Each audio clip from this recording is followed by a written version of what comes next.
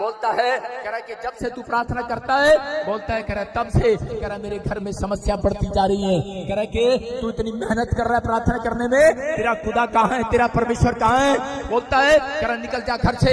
जैसे ही वो घर से निकला उसने मेहनत करना शुरू कर दिया, उसने प्रार्थना किया, उसने फिर भी हिम्मत न हारा, वो निराश नहीं हुआ, वो फिर भी प्रार्थना करता रहा और खुदा को रोज बोलता रहा, इस वचन से बोलता रहा परमेश्वर कि मेरा परिश्रम तू देख रहा है, अरे मेरा परिश्रम का फल कहाँ है?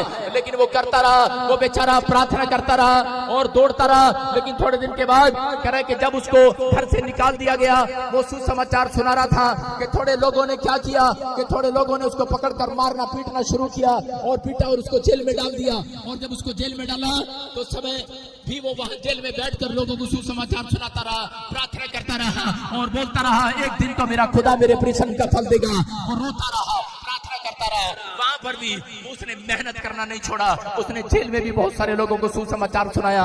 और उसी समय जब वो ऐसे प्रार्थना करके बाहर निकला, थोड़े दिन के बाद वो किसी जगह पर कह रहे कि एक आदमी के घर पर काम करने लगा, उसके बासन मानता, उसके कपड़े धोता, बड़ी मेहनत करता।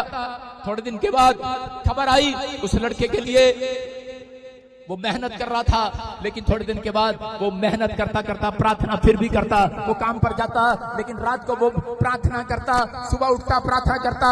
लेकिन फिर खबर आई कि उसकी लड़की छत से गिर गई और उस समय फिर भी वो जब उसकी लड़की छत से गिर गई तो उसी समय फिर भी प्रार्थना करता रहा, धन्यवाद करता रहा परमेश्वर का। और परमेश्वर देखता रहा और वो रोता रहा, गिड़गिड़ाता रहा, लेकिन उसने अपने परिश्रम को बंद नहीं किया, वो फिर भी चलता रहा, दौड़ता रहा। और एक दिन उसको क्या हुआ कि थोड़े दिन के बाद कि वो लड़का पास्टर बन गया और पास्टर बनने के बाद कह रहा उसने जगह जगह गांव गांव में जाकर, गली गली में, नुक्कड़ नुक्कड़ में जाकर उसने सुसमाचार सुनाया। थोड़े दिन के बाद खबर आई कि उसके भाई को टीबी की बीमारी होगी, प्रॉब्लम्स होगी, वो फिर टेंशन में गया।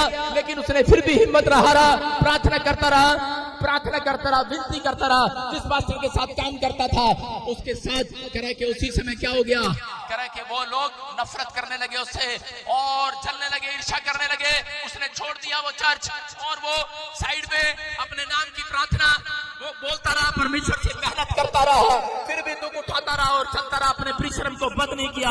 अपना परिश्रम कह रहा जो उसने यीशु मसीह में वादा किया था, प्रॉमिस किया था, वो करता रहा, मेहनत करता रहा। और एक दिन फिर क्या हुआ, कह रहा कि जब वो प्रार्थना करने के लिए गया, थोड़े दिन के बाद एक किसी ने उसको झूठे केस के अंदर डाल दिया।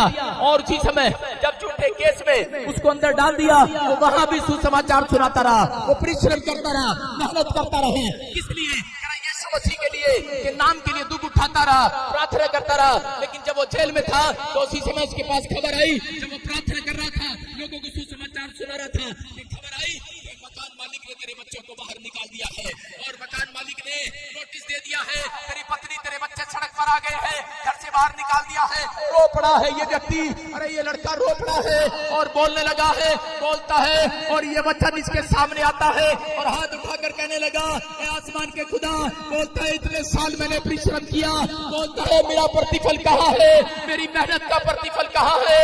और यहाँ पर रो पड़ा है। लेकिन उस समय रहा नहीं गया इससे, जब बीवी बच्चे सड़क पर आ गए, अरे मकान मालिक ने घर से हाथ पकड़कर बाहर निकाल दिया। उस समय अरे मैं आपको बता रहा हूँ कि इसका हाल क्या होगा।